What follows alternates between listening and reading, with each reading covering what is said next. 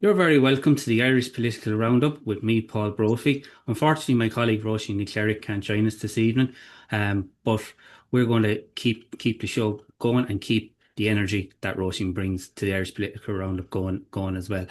On in this video, we are introducing a new format to the Irish Political Roundup YouTube channel, Young Irish Politics, which is a format we have introduced to provide a political media platform for young adults here in Ireland, ranging from the ages of 18 to the mid 30s. We will be inviting a mixture of young elected political representatives and community and political activists who have an interest in their communities, politics, and social issues here in Ireland. Here on the Irish Political Roundup, we are giving a voice to young people here in Ireland, and I'm delighted to say we are joined by Independent Ireland Councillor on Limerick and City Council, Tommy Hartigan, who was elected at the first time at the age of 23. You were Yeah, 23 in 23, yeah. 2004. Sorry, 2024. Beg your pardon. At the first attempt where Independent Ireland took two seats in the Adair Rathkeel electoral area for the very first time. And also joining us this evening is our very own Paddy Manning, who many of our viewers would know from our general election and local election counts coverage. Of course, Paddy is from Thomastown in County Kilkenny. He's a former political activist with Fine Gael, and he has many years of viewing and deciphering all that's going on in politics here in Ireland. And he's also a young person as well. So, gentlemen, you're both very welcome to the Irish Political Roundup. It's been a while since I've been young lad. Ah, sure, we're all young I at don't heart, feel I or look suppose. it. So, Tommy, you're one of the youngest councillors in the country. I don't know, are you the youngest, but you're Mm. definitely one of the youngest. Does that kind of play into your thinking when you're going out doing your job as a county councillor? I suppose, yeah, you kind of have to, what the best way to describe it now? You have to be more read up on what you're going to say, what questions you could be asked. Because if someone in their mid 30s to 40s was to be asked a question, said, I don't have it, I'll come back to you. Oh, sure, he actually didn't have the answer with him at the time, but he said he's going to come back to me. Whereas if I said, oh, actually don't have the answer to that, I'll have to go look it up. Sure, he doesn't know what he's talking about. He's too young. He's too young. He hadn't a clue. He hadn't a clue. He doesn't care. So you have to be kind of aware of the prejudices that people would have straight away off the bat. I'm kind of lucky, as I said, I don't look it. It's more that if people are read about it and know about it, that they realize that I'm not actually in my 30s. I'm going to say my early 20s, but I'm 25 now, so I don't know if that considers as early. But yeah, they're the kind of small things you Halfway to have to, 30. yeah, halfway to 30, yeah, exactly. You have to kind of bear those things in mind as well, when you're dealing with both staff and officials and people on the street as well. Yeah, and you made an actually very good point off air there. When we look at the foundation of the state, when we go back to say the first Dáil, the likes of Michael Collins, First Minister for Finance, he was in his early 30s. Mm. Um, a lot of the main figures in 1916 Rising, they were all in their early 30s. So young people have played a very important role in the kind of development of the state. Yeah, I think it was the activism was there, I suppose, in their age, and they had the energy to push it forward and to do it, and they were probably the ones most affected by it. I think it might be something we've lost over the last century is the young people that see an issue and willing to take it up and go with it and run with it to kind of sit back and really wait for someone to do it for them. But it is changing, not as quickly as I'd like to see, but it is changing slowly. And what would be the big issues that are coming up when you're talking to young people who will be your constituents in Limerick? I suppose everything from housing, transport, the price of insurance.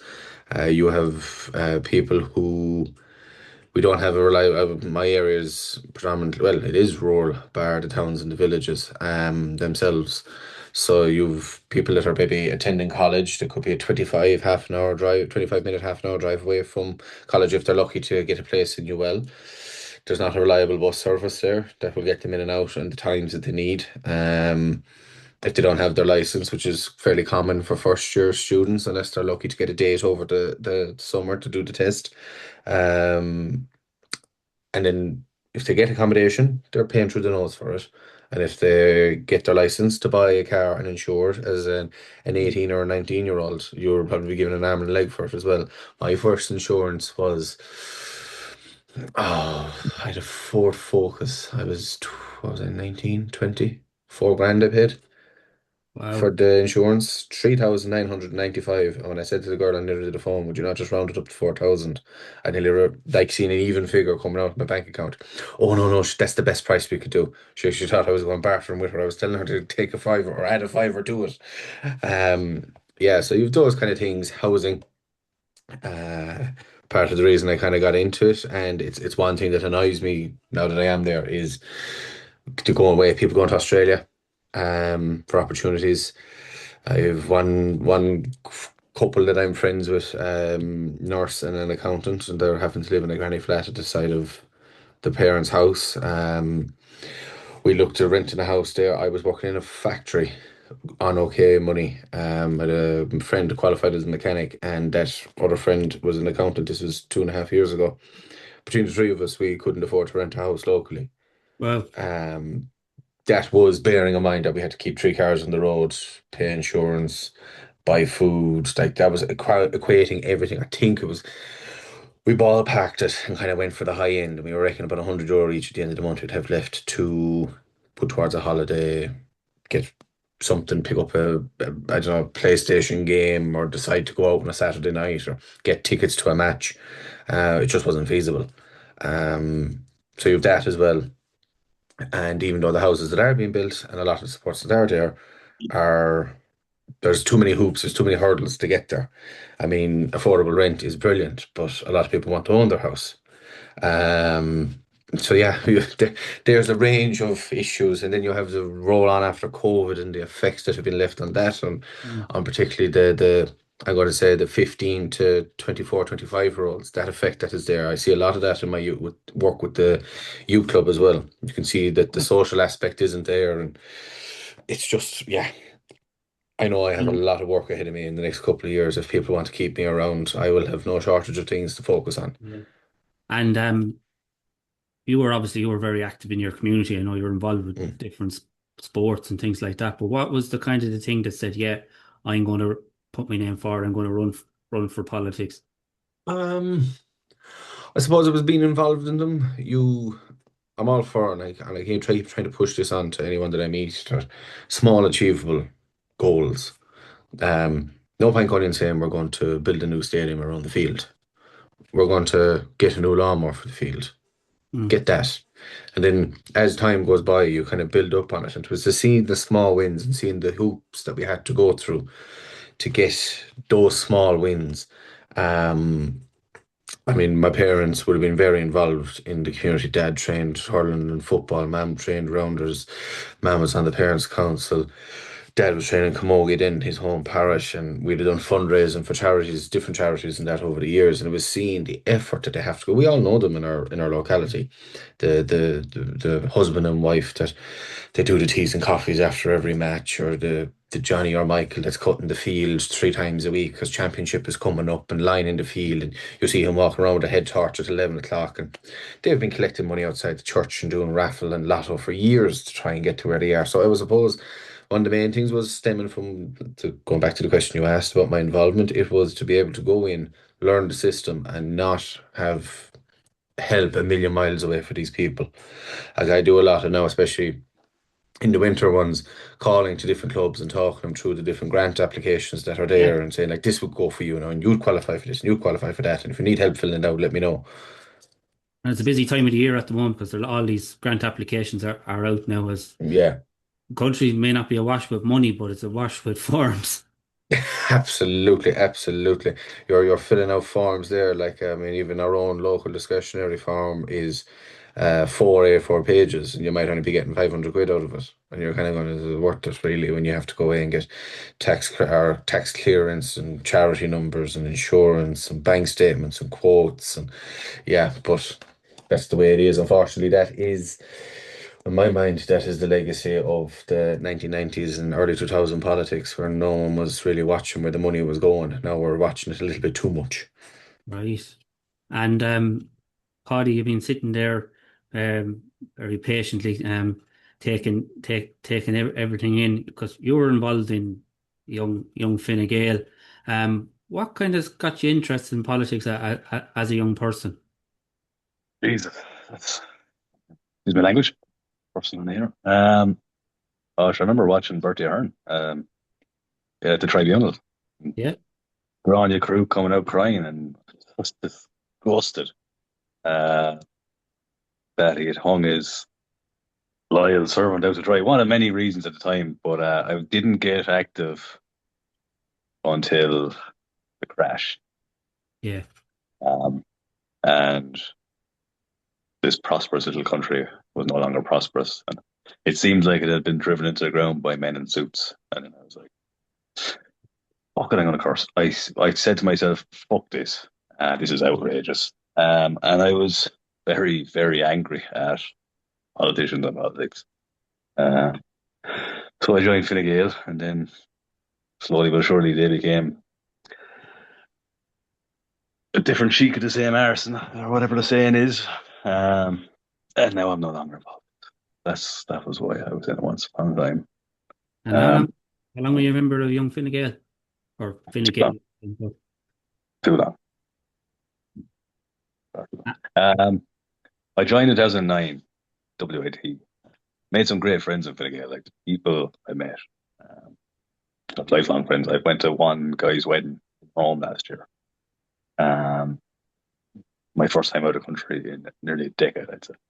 But couldn't fault the people I met along the way. But as an organization, I wouldn't have much time for it.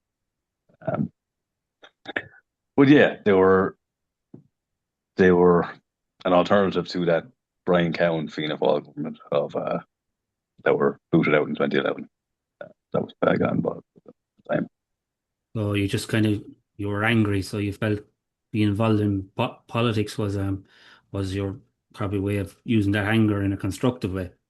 It was a bizarre thing. The world seemed like it was burning down all around us. Kind of feels like that again now with America being the way it is, and Russia being the way they are, and Middle East and all every global conflict everywhere. But more of an economic uh, crisis at the time.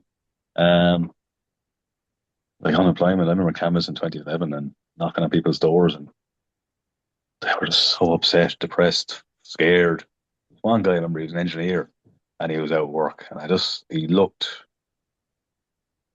he hadn't shaven in I don't know how long, and he was just, it stayed with me. It was horrible, but yeah, I thought Fine Gael were going to be the antidote to um, incompetent governments and career politicians, and I was very naive. No, I mean, they got the country back on track financially. Well, Irish people got the country back on track financially. Um, they were at the helm. And when you look at anyone that's in a political party or an organization that's heavily involved, from my perspective, now I was involved in the Labour Party myself, so I'm a former political activist too as well. So, We all have our um, crosses to bear, Paul. sorry. We all have our crosses to bear. Yeah, that's true. That's Yeah. true. Um, but people that are involved, I met Roisin through the Labour Party as well. Um, you do have to admire their commitment to the cause, even if you might fundamentally disagree with their party and their politics. It's their I drive do. and they're wanting to do something, and the fact that they think politics is the vehicle to achieve that. You know, you have to respect um, anyone that kind of gets involved in the political process uh, anyway, and also you know you meet some really good people along the way. But I do respect them to a point.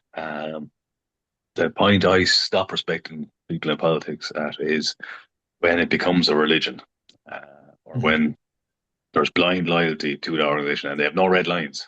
Uh, if they don't have a red line and they'll support a party through thick or thin, no matter what, you essentially have what's happening in America now with fucking MAGA and justifying murders in the streets. And that's an extreme example, but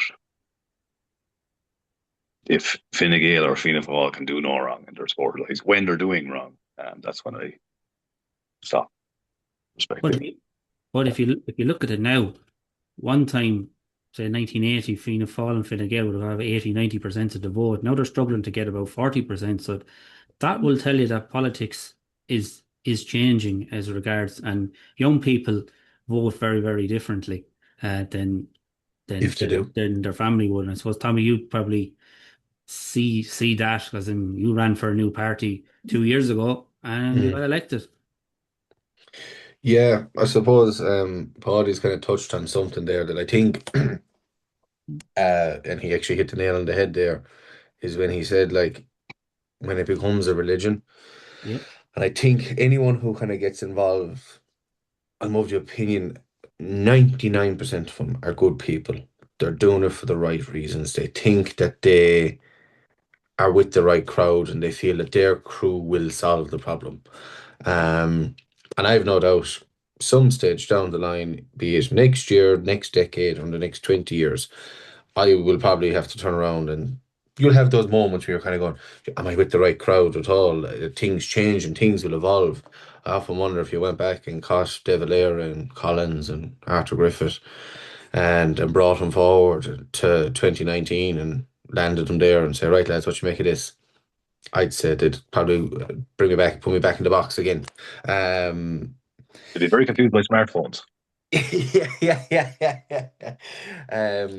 But like it's again going back to the thing. Everyone thinks that it goes in circles in Ireland. If someone causes a problem, someone fixes it, then that person becomes they live long enough to see the heroes live long enough to see themselves become the villains, and then it goes around and around and around in circle. But I think one thing I have to admire now, Paddy, and I haven't only met you tonight. Paul was right there. Takes a certain amount of courage to kind of step up and join a crew and to say this is it. We're going to change. You did it with Fine Gael, Paul did it with Labour. I'm doing it with Independent Ireland. But I think I'd admire someone more for walking away when they see that it's going wrong because we all know them. We meet them every day in life. Whereas whatever party they're with, they could cause war tomorrow. They could do a massacre, and they'd still think that they were the greatest. Yeah, no, they can do no wrong. They can do no wrong. My father voted for him. His father voted for him, and I'll keep voting for him. It's like it doesn't work that way. I do see Same it as a football slowly team. turning and changing, but Paul, you made a point there that young people are voting differently. That's if they vote. Mm. Like it's ridiculous. Um, Trying to get them registered to vote, trying to get them engaged. I kind of do talks. I did one in the local secondary school there, just kind of explaining politics, kind of an A to Z in 45 minutes, as much as you can, because I just feel what's in the books isn't reality, as far as I'm concerned anyway. And I was talking to them, and a few the students came up to me afterwards and said, "Do you know what? Does this Independent Ireland have a young branch?" And I said, "Oh, we're in the middle of setting it up at the moment." I said, look, I said, when keep an eye on my Facebook page, and when it's happening, I said, I'll have it shared.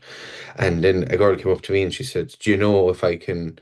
I don't know if you'd be the right fit for me." And I said, "Well, I tell you what you do, how you find out." I said, "Join." I said, "There'll be no major commitment." I said, "Worst thing that happens," I said, "you'll figure out where we're not for you." And that's better off than still wandering around looking for something. And I said, who knows? I said, you could do a circle of them all. And I've met a couple of people, they've been in 4 or 5 of the different political parties, and they realize that they're not for them. I said, but the important thing is that you move out again, you move on to the next one. And you go, but what if I don't find one? I said, sure, that's what independents are for. And she started, I Mhm. said, we all started as independents. I said, I was looking at Sinn Féin and Fianna Fáil and Fine Gael, and 'twas kind of just more independent Ireland. I felt it was the right balance of I have my independence to vote how I feel, do what I do want to feel is best for myself and the people that elected me. But you have the supports of everything else that's there as well, of the party, we'll call it, for in terms of admin, like Paddy, you'll understand when it comes to and Paul as well, when it comes to elections, like the logistics behind it is just ridiculous. I remember one night sitting there and the computer open, I had 4 or 5 tabs open. Where do I get election posters printed? Who's the cheapest? When will they be here? And it was very easy. Then I could pick up the phone and just say, lads, who do you use? Oh, well, I use such and such. And it was actually Kilkenny they came from, I think, if I'm not mistaken. Um, Yeah, again. Modern printers, was it? Think so, yeah. Mm. Um, and you're like you're waiting for, and it's just those kind of things. But yeah, it's good people. It's the system and time wears them down, and I think people get complacent. I've commented on it locally in the media that I find myself every now and again catching myself. I'm in a room and I'm kind of just the kind of the nodding dog, and then I walk out of the room. I'm like, no, that's not what. No, no. Actually, why did I not agree to that, or why did I accept that? Why didn't I argue back? And kind of the staff, I don't know, that they kind of look at me funny, like when I come out after I was like this during the meeting, and then I'm standing outside the door waiting for them to come out and go, no, no, no, I don't want that. I want this instead. And they're like, oh, right, well, you should have just said that. I said, yeah. I just got caught up in the moment. So you do have to kind of stop and pause and go, no, this isn't what people want. Because they're very good at selling you stuff. They're very good at telling you that this is the only way it can be done. We had it there recently now. There's commercially sensitive, so I can't go into the details of the individual one, but when it's announced, I'll tell you straight out. But they It told does us appear like that. they told us they couldn't find that half a meter, and no, it cannot be done. And thank God we stuck together. Oh my God, it was a Tuesday. By the following Monday, they had found 0.9 meters. And you're kind of going, no, but you told us no, that no, can't do it, lads. This whole project's going to fall apart. The millions of investment is going to be gone if you don't fold on this.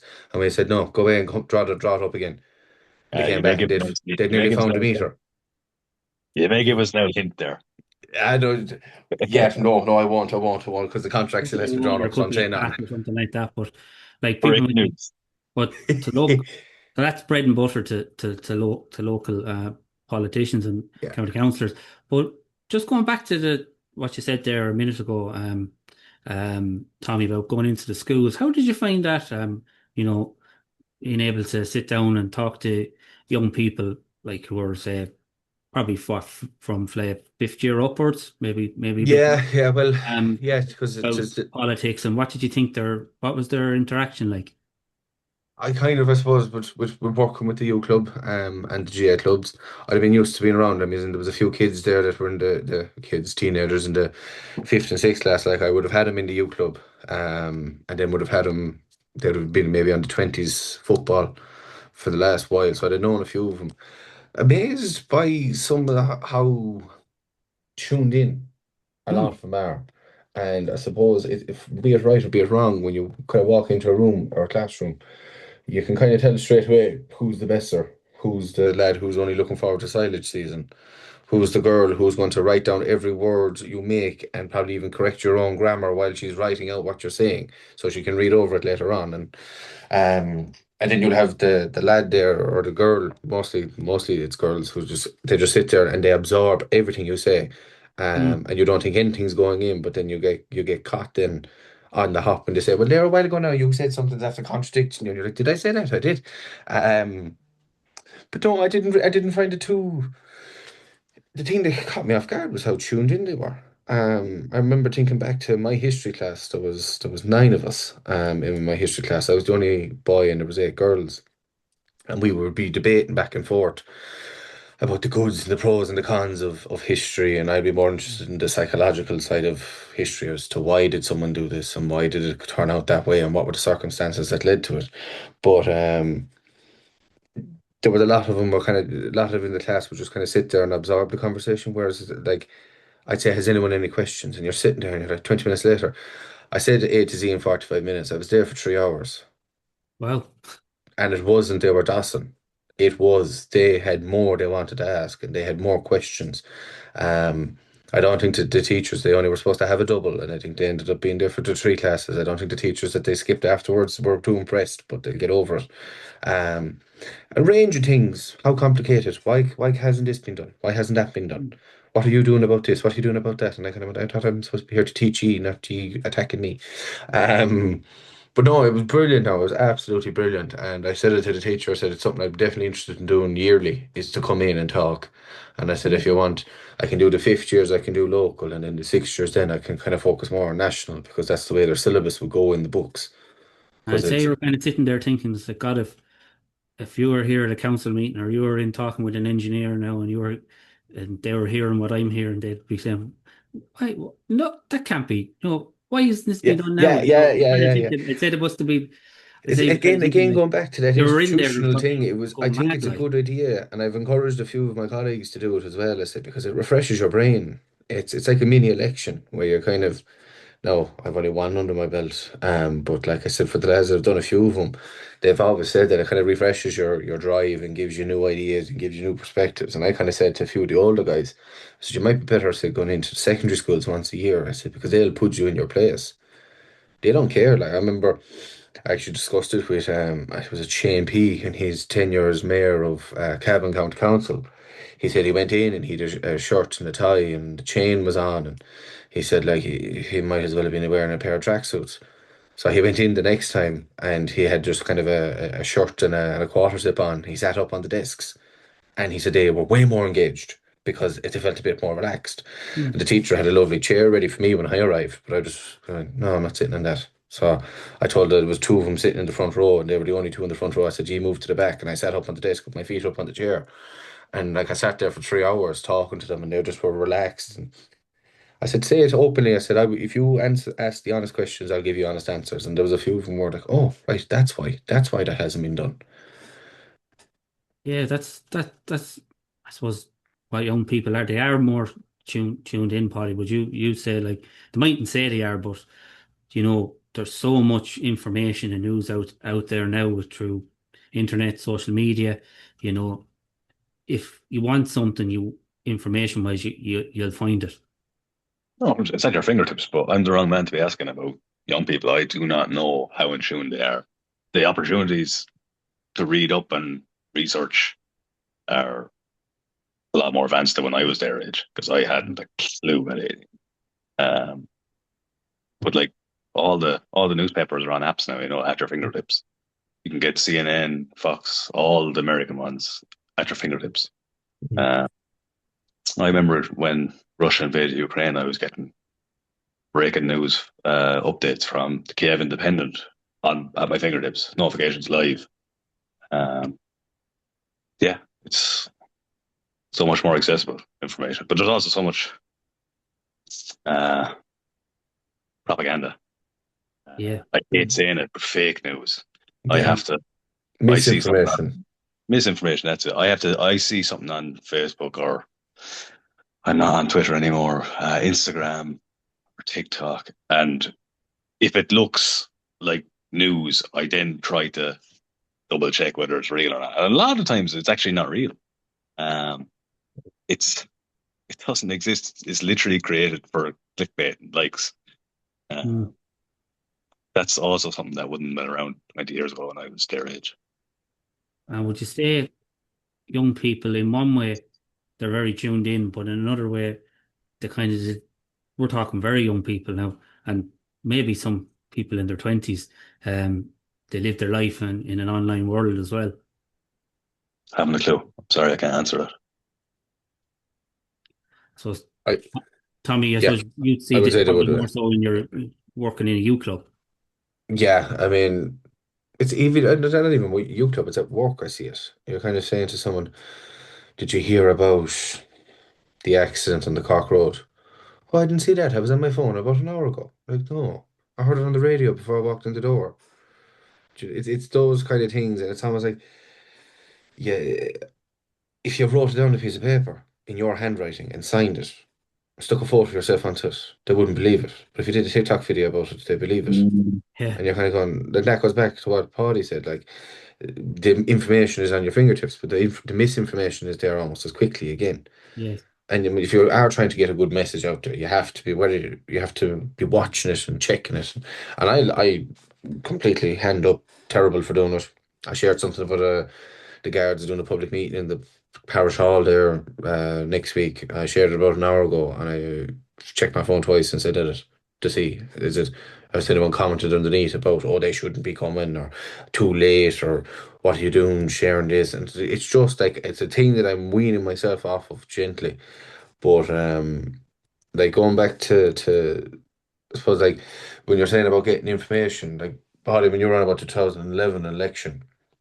and you were calling people's houses, and if there's people looking for grants and that, they were probably pare back a nice bit at that stage. But grants, you probably had to have ring binders of printed off forms in your boot of your car or carry them with you. Oh, Whereas now you're grand. just like, Give me your number there, I'll WhatsApp you the form." Yeah, I mean, there was no such thing as grants in 2011. Friend of mine, and this would have been 2011, 2012. He had brain surgery. He had couldn't work. Surgeons wrote a letter saying he could not work, Mm, and he was refused disability 3 times. Um, and then a politician got involved and it was granted. Now that friend mm, since died that year of his brain injury that wouldn't allow him work. yeah, That's how bad it was back then. yeah. Uh, there was no grants. It was horrific. No, But now it's crazy. Like it's everything is just WhatsApp. I'm actually working on a building site at the moment down in Waterford, and every drawing is in WhatsApp. We don't have hard mm, copies. We just open it. Like yeah, it's yeah. Same the as that. day No, at the day job, like we're told to use WhatsApp, not to be texting. the day Then, the ring button is dead and gone. yeah, you're nearly more likely now to have access to a Wi-Fi connection than to actually have reception for your phone. I mean, and even going back to try and getting people involved, I mean, like young Fine Gael, young Fianna Fáil, Sinn Féin, all them. Like, I mean, it was the college open days and the Pulse, or not the Pulse Sox, the there's the clubs and societies days in the colleges. That's when they did the recruiting. Now I'm waiting for Simon Harris to do a cartwheel across the screen there to try and get people to join young Fine Gael again. And like we're looking at strategies ourselves that are having to do it. And like I'd much rather actually just like put up a stand at the ploughing and say, look, if you're interested, come over. If you're not, move on. But like we have to engage with the Instagrams, the TikToks, if you want to get the membership going. I actually was watching a clip there about was it 2007? Was there a general election Oh, 2007? yeah, And Pierce Doherty ran. yeah. He missed out. Pat the Cope and Maria something got in. Was it Mary Clune? Got the seat. Fine Gael and Fianna Fáil, and he was on about like that he could see even back then how Facebook he says YouTube and Bebo were taking over, that the videos and that when I saw that, and that's early memories like of my idea of social media. And he was like, but there's not, you can't base it knocking on someone's door and asking them personally Right. for the vote. And like I had the conversation after the post general election when we were doing our own stock take, and I was saying like, I don't know if in 10 years we will be doing posters because there's more and more towns are putting in plebiscites to stop them. Leaflets going door to door. A lot of people just take the leaflet off you and go away again. And they could have read it on their phones. Sorry, excuse me. They could have read it on their phones, and you're kind of going, I'm not wasting time now. We'll be better off into designing a nice canvas sheet or a fancy post for Facebook as opposed to knocking on people's doors. Am I just denying them? Kind of had a rule after 8:30 we wouldn't go into a house because people would be putting kids to bed. Next thing you're there trying to calm everyone down, trying to calm 3 kids down and get them lying in. Next thing I ring the doorbell and set off a hand grenade and the whole place has erupted into chaos again. Um, the and kind of dinner time then we'd take it handy. We'd kind of know call to the friends' houses then around the 6 or 7 o'clock mark because people are having their dinner. But it was an inconvenience to them and to us. But at the same time, then there's people who turn around and say, "I didn't think people still did this."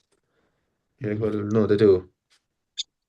And I I suppose suppose, you make a good point about posters, and you might say nobody got elected on a poster, but it does build that kind of connection that Yeah, Tom Hartigan is running for independent Ireland in this constituency. But other than that, what do you think that's just their purpose, or do you think they are coming towards the end? the Body know a bit. lot about posters because he put a lot of them up. Yeah, see, I day very job. pro. Sorry, buddy. I'm very pro poster, but yeah, I'll let you go first, and then I'll counter it. Yeah. Yeah, I think they're a good idea in terms of getting your face out there. I s- the best way I can describe them, and trying to describe it to someone, is if I held up a packet of potatoes here now and didn't show you the label, but it was blue. What flavour of the potatoes I'm eating? Salt and vinegar, man. Yeah. Mm. So it's the poster. It doesn't tell you who I am, what I'm about, but it makes you remember that face, and then you Yeah, remember the leaflet. Whereas if you saw a name, like we were saying, I'm a face person, I'm not a name person. I might see you in a crowd, even that day above in that lone Paul. I spotted yeah, yourself and Roisin. I was like, yeah, I know them from somewhere. Where did I know them from? Next thing I saw you taking out the equipment, I was like, that's the yeah, lads from the political roundup. So straight over, you recognize the face, and it's to yeah. get the face out there because at the end of the day, on the ballot, no one I think reads the names. They look at the faces. They want to see the face that they recognize. And even if you didn't get to them, they'll have seen my face in the paper and go, I remember he wrote about the silage season and being careful on the roads. Or I remember he was at the playground. Or I remember seeing him at that. I don't do them, but funerals. It's like it's your brand. It is your brand, and the poster is just to remind everyone in a nice big 4x2 shape of what you look like, so that when they do see you, that is who you are. Yeah, exactly. And then, Paddy, you're I, like on I, counterpoint. I'm very pro poster for new candidates. Mm. Uh, the lad who's there for the 7 terms, he's well known. His name is and face is out there. But I canvassed for Michael Doyle in 2014. He was a Yeah, new candidate for Fine Gael.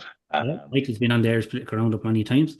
Yeah, he's from Inistioge, the Roaring Inistioge, and we were canvassing Thomastown where I'm from.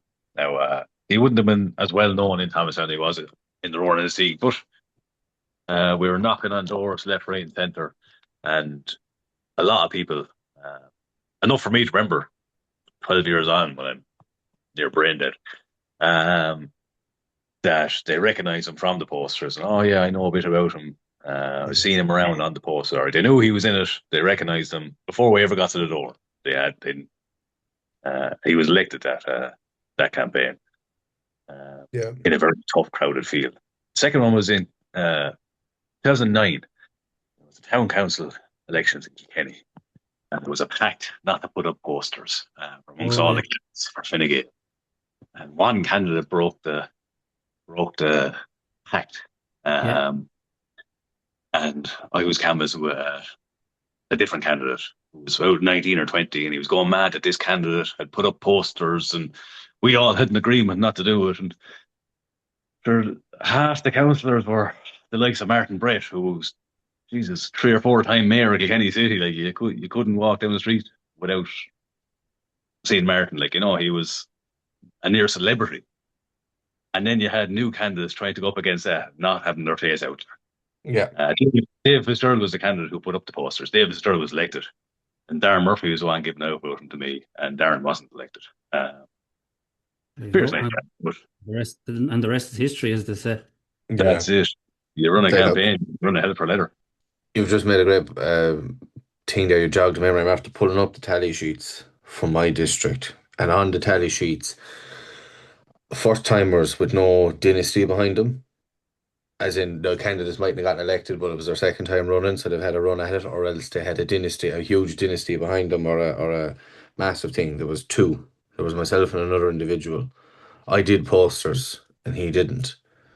I got 1176 ones. He got 65. Mm. Like it's important to use to get yourself out there if people don't know you, Yeah, because that is a prime example. Outside of, no, I'm not saying it's the only thing, but go to the outer areas. When you have a person, it's your face is your file on the computer, and everything they read and think about you is attached into your picture to your face. So when they spot you, then they know straight away. mm-hmm. Yeah, I think I say they will be phased out eventually, but for new candidates, I'm telling everyone who I'm talking to, posters, can't get enough of them. Make sure you're Yeah, at big every in your own area. crossroads. Eh? You're not telling the newcomers in your area, though. Oh, Jesus, don't tell them nothing. You're giving away secrets. Yeah, And yeah, as regard, we talked. This is a young people's program, and the issues that impact young people. As regards, there is a lot of issues impacting young people. So we're starting from say those in school, then you go up into college, and then there's a whole, you know, accommodation, rise of fees, other costs. Then there's going into the workforce. So some people want to go straight into the workforce. Some people want to go abroad. But as regards social outlets for younger people, do you think definitely in the last number of years has the number of social outlets that are available have they dropped off? I can put that to both of you. Um, I don't know if they dropped off or not. I think they've definitely been.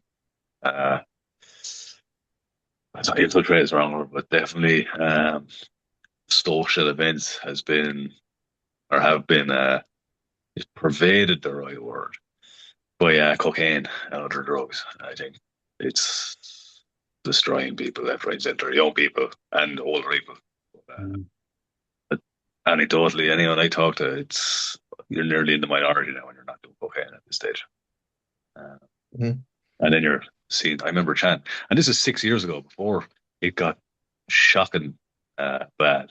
Like now, I remember chatting to two young lads in their mid 20s, New Year's Eve, and they do coke on a night out of a Saturday, and they'd go down to the local pub to watch a Champions League match with Tuesday, have 1 or 2 pints, and after a second or third pint, they start getting ditched to do coke of a random Tuesday night.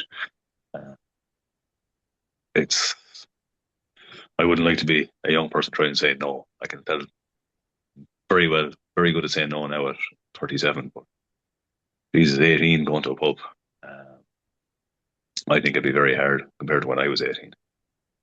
Yeah, like drugs is a problem. They used to call cocaine the rich man's drugs, but that's not the case anymore. Unfortunately, it is it is it is pretty much in a lot of places, and it does cause a lot of misery for people as well. And It's like, grand if you're that able to is go a out problem. for 1 night or 2 nights. It's very, very, very unfortunate if you're the poor fucker who gets hooked on it and who's not able to stop and becomes reliant and addicted to it.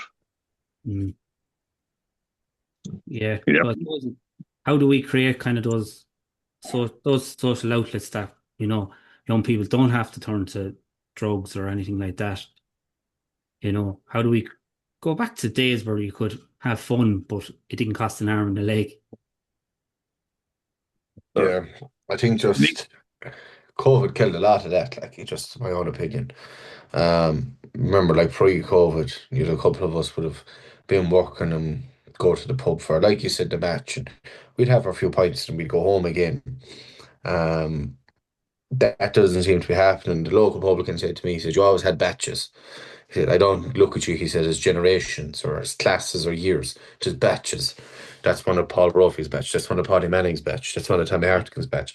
As in, say you'd have had in your friend group that you'd have gone together, and he said people would have grown up and got into relationships and got married and moved on or moved abroad, and the batches would get small, and then you'd only see him at Christmas. But he was just saying, like, after us, he said there wasn't a batch. He said, and then the next time the crowd were due to come after you, almost as if they were like a train coming into a station, that they were due to be the next train into town. You don't see him anymore. He said you see him at coffee shops, you see him doing high rocks, you see him going to the matches, but then when they do come out, it's straight away, it's the bag they're going for.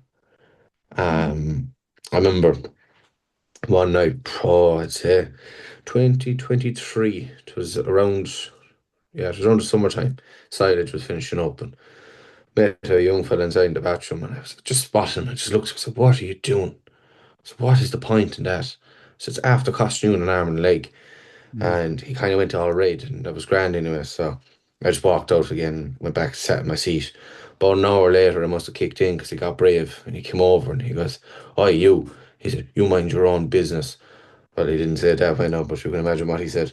And I said, I kind of stood up then on the chairs, and the boys didn't know what had caused this man to walk up to me and start giving out to me. And I said, you're an ape." And he goes, "I'm not an ape." He said, "You're an ape." He said, "You're walking in here. You're probably going to hand him 150 quid tonight." Because there was a band on, so we were out early.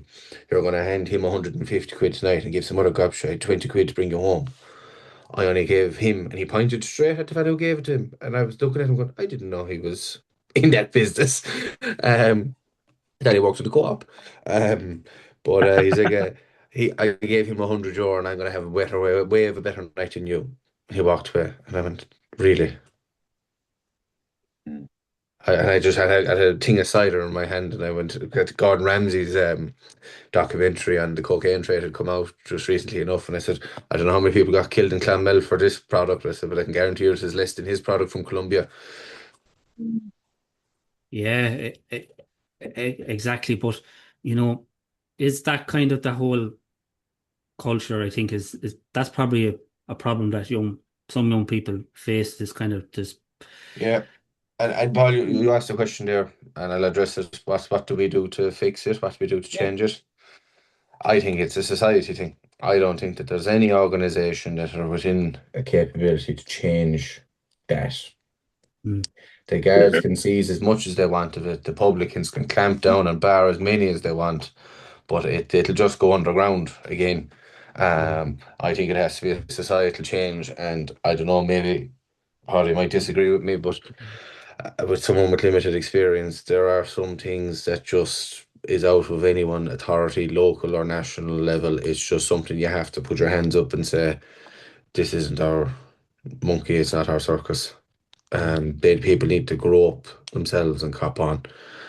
Because I can guarantee you, you could take it all off them and they'll still go somewhere else to find it. And there's so many when it comes to the use of drugs. There's so many other knock-on effects. You have people that Mm. can get hooked on it. There's health issues. It's illegal. It's illegal. So you're fueling a Yeah. total, illegal enterprise as well, and everything else goes with that. So it really You is. look at that fucking young 4-year-old who was firebombed there Problem. fucking about 2 or 3 months ago. Yeah, Uh, all over drugs. Like it just goes to Mhm. show, you know, the mindless nature of it. But I know as I was when I was younger, and then as I got a little bit older, kind of got more involved in the community and different projects and things like that. Do you think if we could get more young people involved in community projects, that would make a big difference in society? Like, Tommy, you're involved with your club. I've Mm. coached football. I've been involved in football teams and things like that. Um, it's great experience as well because you're on the ground, you're trying to do something, and you learn politics as well because there's politics in everywhere you go as well. Yeah, So it's yeah. kind of a There's good grounding for someone if you we're had just people after running for navigating politics. an Get amalgamation down involved in here. your community. We're just after navigating an amalgamation down here, and by God, if anyone ever wanted to listen in politics, by volunteer to be part of an amalgamation of two J clubs.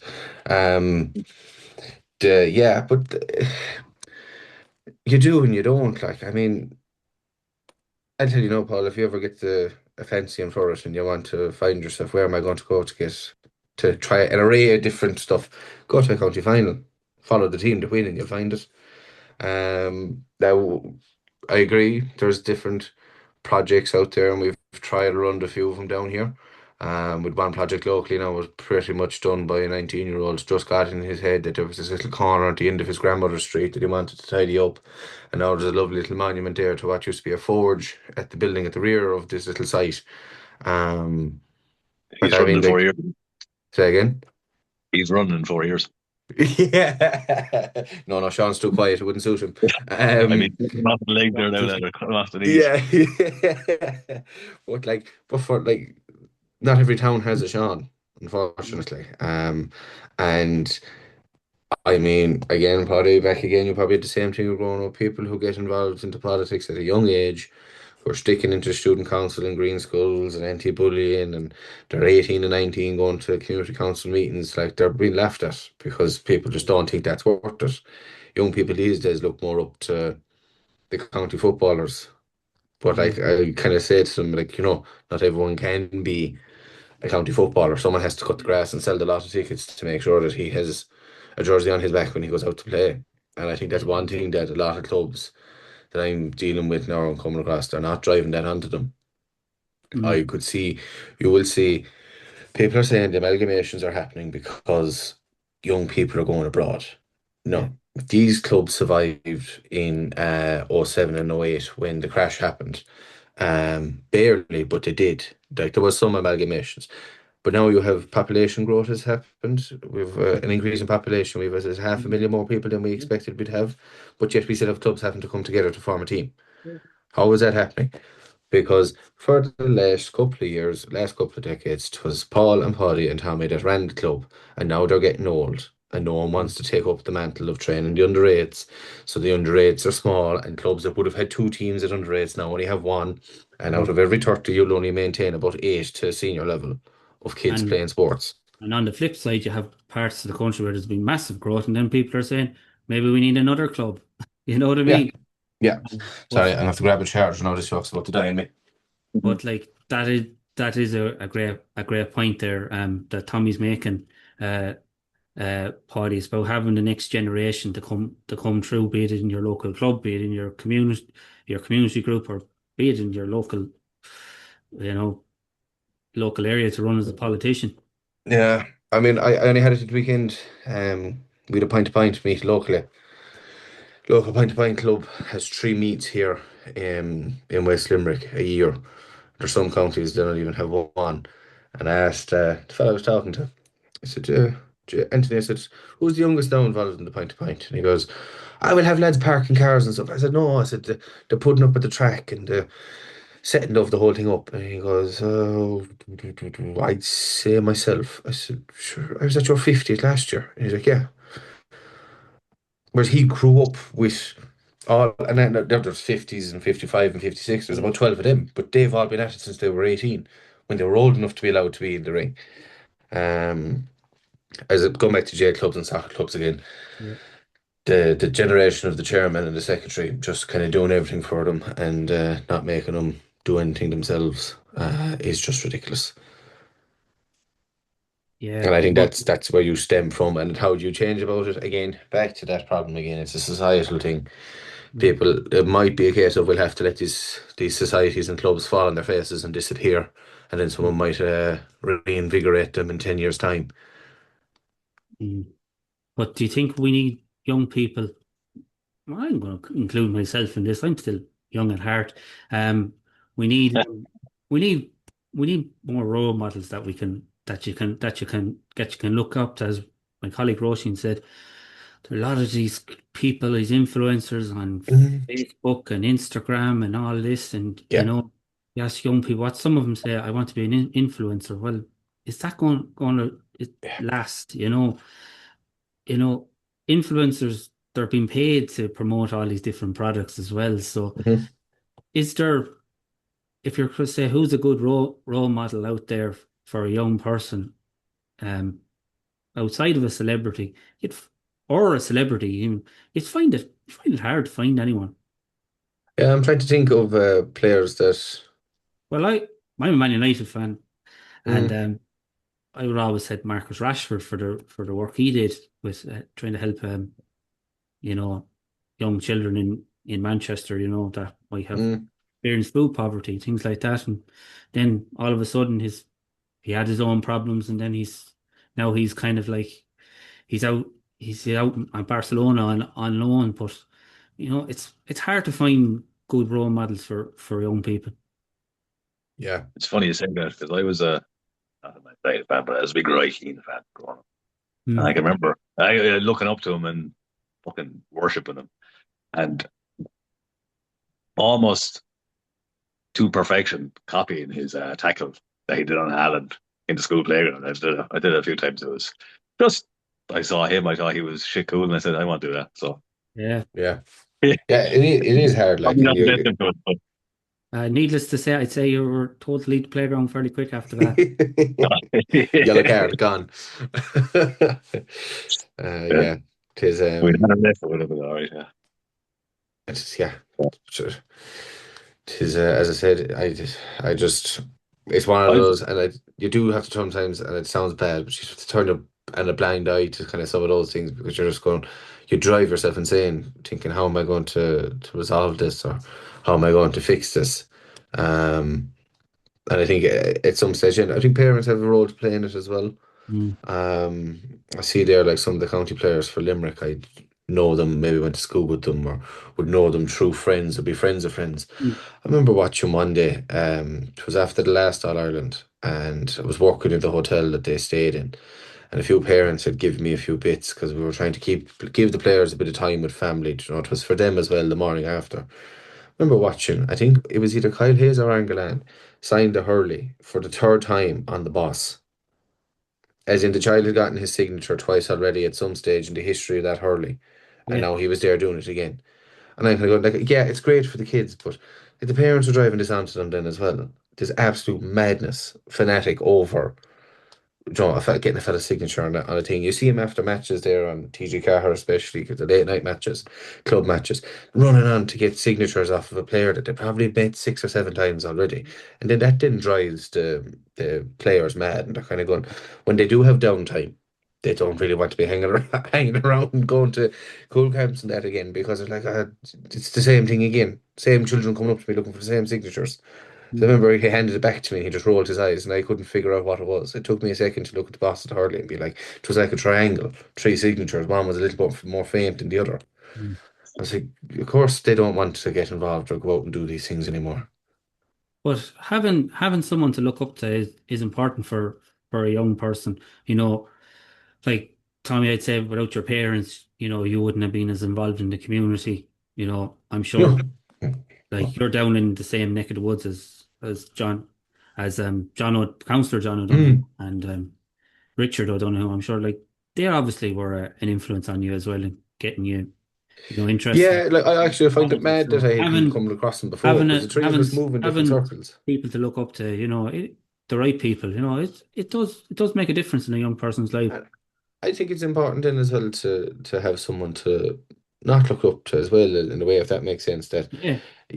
someone to kind of realize, just I want to be exactly like him, but I don't want to do what he did here. Mm. For example, you'd probably say, "Geez, I'd love to be like Roy Keane, but I wouldn't leave South Korea over jerseys or something like that for the World Cup." Tis Saipan. Yeah. It's Saipan in South Saipan, Korea. that was it. Japan, yeah. A Is little that in South island. Korea? My It's a geography is little, brutal. it's a little island off Japan, I think. Is it Oh, Japan? Is okay. it? I think it's so Really? long ago. Actually, Yeah, I I remember. have a flag from that blown in the water. I must whip it out again if we do get there. Um, but you have to have people to look up to and people to balance it out as well. And definitely, there's plenty of influence out there as well. But sometimes I think you kind of need to, especially in politics, you need to have your own brand as well. Or you'll Mm. come back to what Paddy said: is people who are just blindly loyal to the one thing and they want the same thing over and over again. Like I mean, you can kind of see it with the Healy Rays. Young Jackie is starting a podcast, but I can guarantee you, like that's his own brand of things.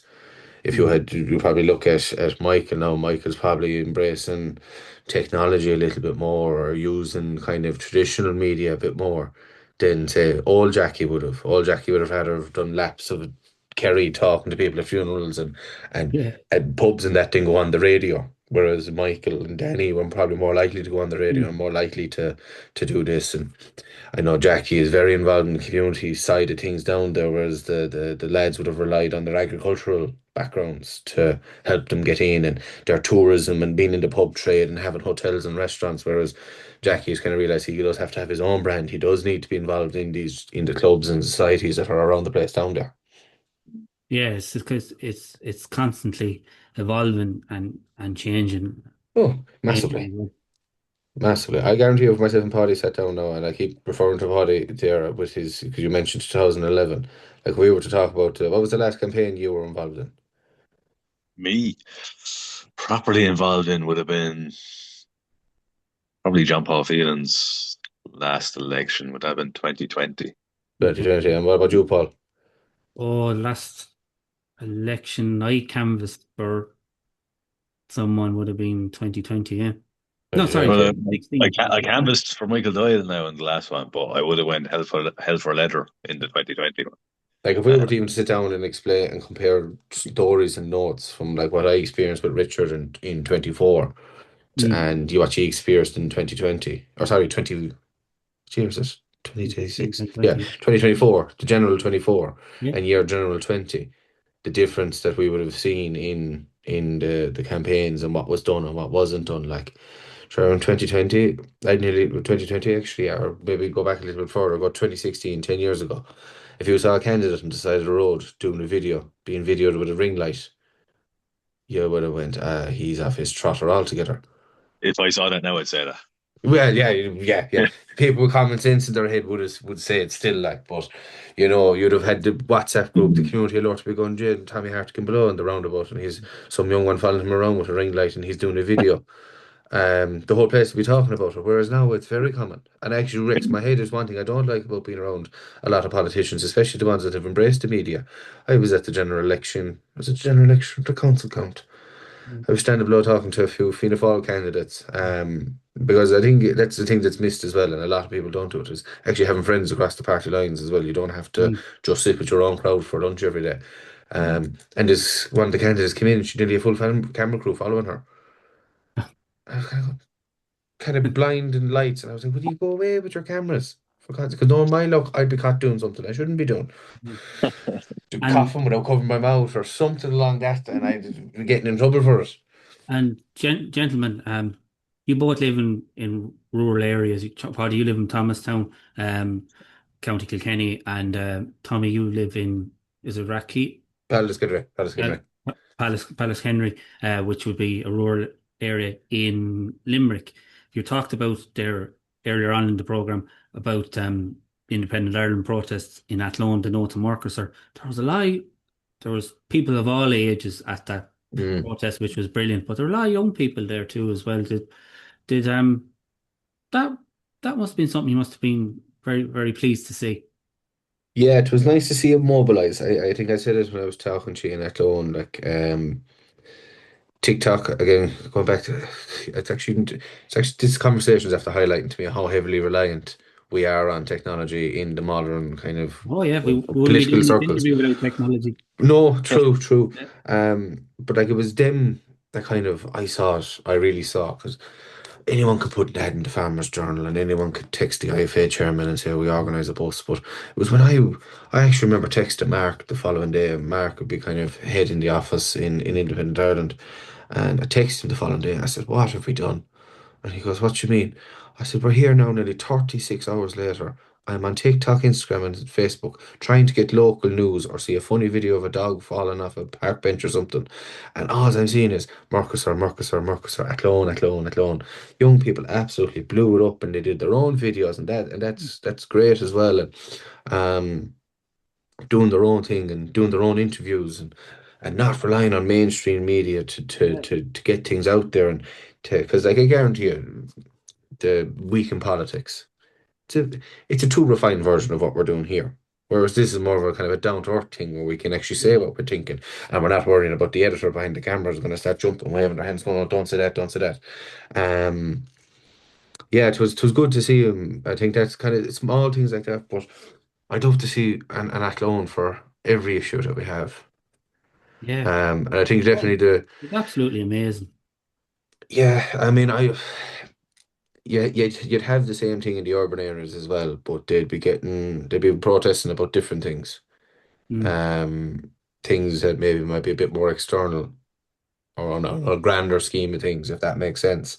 Um, but no, it was absolutely brilliant to see so many young people at the protest there and having their say and being seen and putting their voices out there. Yeah, exactly. And the great thing about the protest, I found that the issue that Independent Ireland came on, I know it is mostly to do with farming and agriculture and Mm, food, but it affects everybody. It affects our health. It affects our, um, everyone. Whether there were little babies there and there were people in their 90s. So it really mm, did kind of bring people across all ages over one issue. And to be honest, now I don't know many organizations that could get 30,000 people to turn up on to an event that you know was what took was organized in what 10 days. You know. Uh, the first whispers kind of started the week before Christmas. And it was, I suppose, it was like watching the Grand National. There was a pile of horses inside in the traps, and we didn't know whether they were going to go or not go, and not go, and not go, and not go. And then we're waiting and waiting and waiting and waiting. Next thing it was the gun, the starter pistol went, and they just, yeah. But that's the people involved in as well, Paul, as well. Like, I mean, we couldn't have had it with the likes without the likes of Paul Hogan and Michael Fitz and Kieran Malooly and the Michael Collins and Richard and Kane, and I'll be here all night naming them all, but like you needed them as well, and then you've thrown like one thing I kind of find strange, and I suppose, and having not come from a farmer background or too much of a farmer background, is in Ireland we have a lot of organisations that are divided. Yeah, And I think like I'm trying to put a bit of an emphasis on it now and get a bit of support for St. Patrick's Day. I remember the gathering in 2013. I just thought that was probably one of my favourite memories of that time, especially after the crash. It was like a bit of hope again. There's a lot out there dividing us at the moment. yeah, Um, like you see there, was there 11 farming organisations yeah. present that day, like. They're all Um, singing from the one hymn sheet. You don't see and I that was no, happening. but I can't understand why they all aren't working together. Yeah, To get it there. And I know, look, there will be things that you'll agree to disagree on, and so every political party in the country can be traced back to another one. Um, yeah, I mean, you had was it the let me get this right now. You had the Home Rule Party, and then they wanted Home Rule. Then it was too light for some people, so then they created Sinn Féin. yeah, Yeah, I'm right there. And then Sinn Féin, then they decided to split over the treaty. So then Fianna Fáil and yeah, Cumann na Gael came out of it. And then as you go down along, you can trace them all back along. And it's yeah, exactly.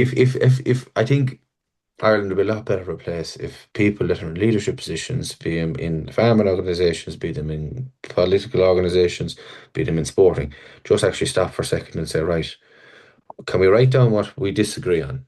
Catch that, stick it in the top drawer, Yeah, and can we work on this stuff today and we'll worry about the other stuff tomorrow? yeah, A lot of the problems will be solved, but that could be the idealist in me getting a bit coming back to me in 10 years and I'll tell you whether I still think it's a good idea or not. yeah, exactly. Well, Guys, I have to interject. I have to leave, I'm afraid. no problem. Well, But gentlemen, thanks a million for taking the time to chat with us here on the Irish Political Roundup. We went on a little bit longer than we thought we would, but this is going to be a conversation we're going to keep going. We're going to bring in more young people from politics, from the community to get their thoughts on what is happening in the world for a young person here in Ireland and how the political system can react and engage with that. So I'd like to say thank you for everyone taking the time to watch this podcast. Um, my colleague Roisin Cleric couldn't join us unfortunately, but she will be here next time. So from me, Paul Brophy, thank you for taking the time to watch it here on the Irish Political Roundup, and we will talk soon.